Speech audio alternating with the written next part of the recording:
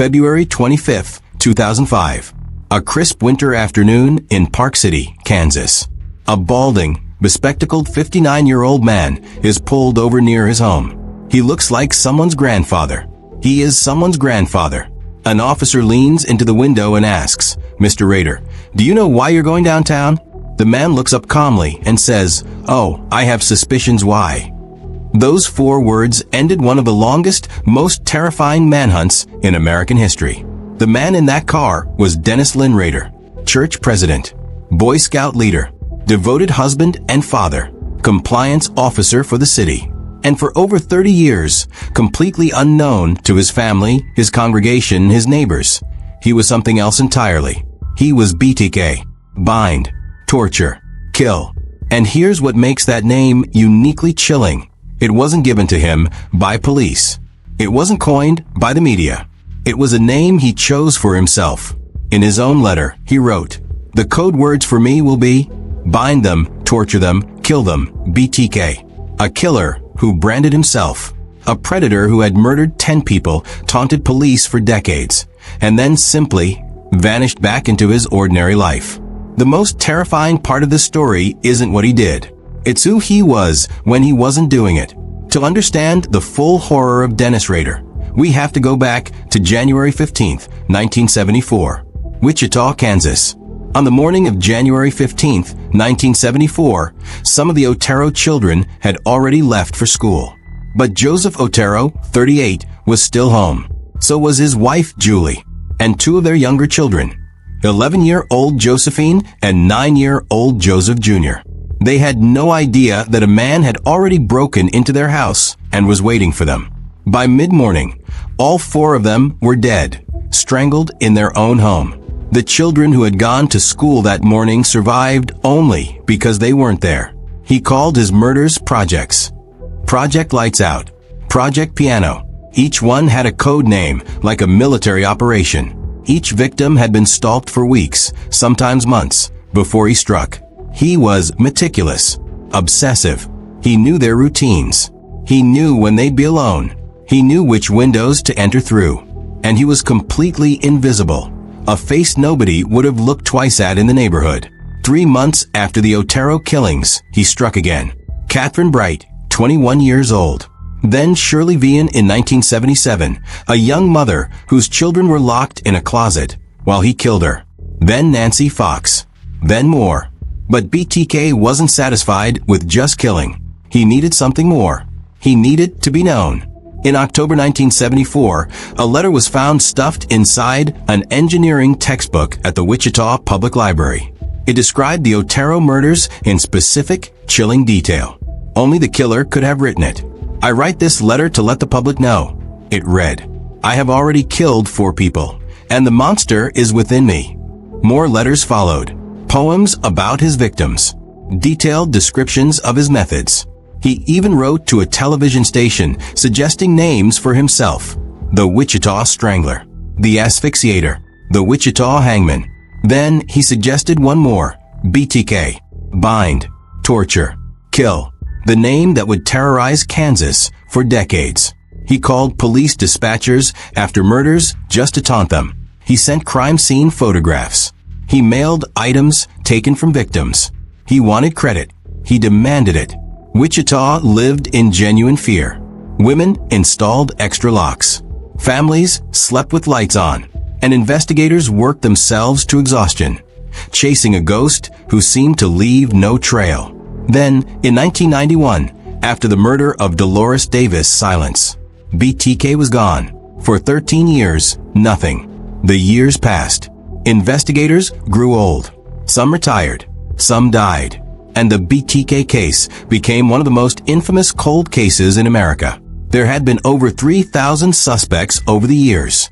Thousands of tips, polygraphs, dead ends. The FBI's best profilers had weighed in. Robert Ressler, one of the founding fathers of criminal profiling, correctly guessed BTK had studied criminal justice. But even that insight couldn't crack the case.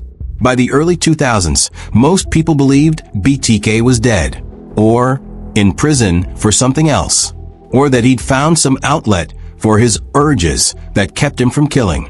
Nobody imagined he was coaching Little League, going to church on Sundays, installing security systems for families terrified of the very man knocking on their door. Yes, for years, Dennis Rader had worked for ADT Security Services.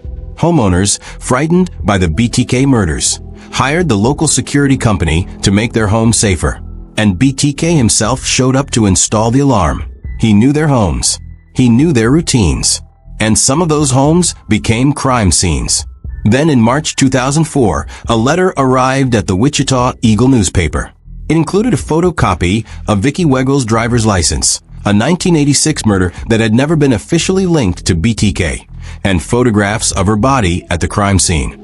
But why had he come back after all these years? Investigators later pieced together the answer. A local news report had speculated that BTK was either dead or in prison. He couldn't stand it. The world had moved on. New killers dominated the news. New cases filled the documentaries. The name he had created for himself, BTK, was fading into history. And Dennis Rader couldn't accept being forgotten. So he did the one thing his ego demanded. He reminded everyone he was still there. BTK was back. Over the following months, a flood of packages. A cereal box left on a county road. Cereal box, serial killer. He thought that was clever. Dolls bound and posed to mimic his victims. Coded messages. Letters. A purple cloth taken from one of the murders. He was 58 years old, a grandfather, a church elder, and he was playing games again. Then he made the move that would cost him everything. In January 2005, police received a cereal box containing a note. In it, BTK asked Lieutenant Ken Landwehr, the homicide commander he had been taunting directly for months, a very specific question. Could a floppy disk be traced back to a particular computer? Landwehr saw his opening. He published his answer through a classified ad in the Wichita Eagle. Yes, it would be perfectly safe to send one. He was lying through his teeth. Days later, a purple 1.44 megabyte floppy disk arrived at KSCS-TV, a local Fox affiliate. It contained a Word document. And embedded in that Word document, invisible to the naked eye, was a piece of metadata, a digital fingerprint. It read, "Last modified by Dennis." Further digging revealed the disk had been used on a computer registered to Christ Lutheran Church in Wichita. The president of Christ Lutheran Church's Congregation Council, Dennis Rader. Investigators moved carefully. They didn't want to spook him. Instead, they quietly obtained medical records from Kansas State University, belonging to Rader's daughter, Carrie. The DNA from those records was compared to biological material collected from the very first crime scene in 1974. It was a familial match. The DNA confirmed it beyond any doubt. Dennis Rader, churchman, family man, civil servant, was BTK. On February 25, 2005, police pulled him over near his home. Calm, unsuspecting. When they told him he was under arrest for the BTK murders, he didn't scream. He didn't deny it. He simply said he had suspicions. 31 years of terror, 10 murders, hundreds of shattered lives, ended by a floppy disk. His ego had written him a death sentence, and he delivered it himself. As investigators pieced together Dennis Rader's life, what emerged was something almost impossible to comprehend. This wasn't a loner, wasn't a drifter, wasn't someone on the fringes of society. He had been married to his wife Paula for 34 years. He walked his daughter Carrie down the aisle at her wedding in 2003, 2 years before his arrest. He was a father, a grandfather, a neighbor who waved from the driveway. He studied criminal justice at Wichita State University while actively committing murders. He worked at ADT Security, installing home alarms for families who were afraid of him. He served as a compliance officer for the city, issuing fines to residents whose grass was too long. He was the president of his church congregation. And somehow, in between all of it, he was stalking victims, calling them his projects, and binding, torturing, and killing them.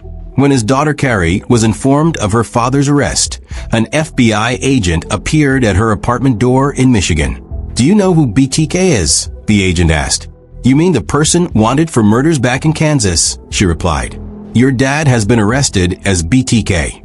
Carrie Rawson later described that moment as her whole world collapsing in an instant.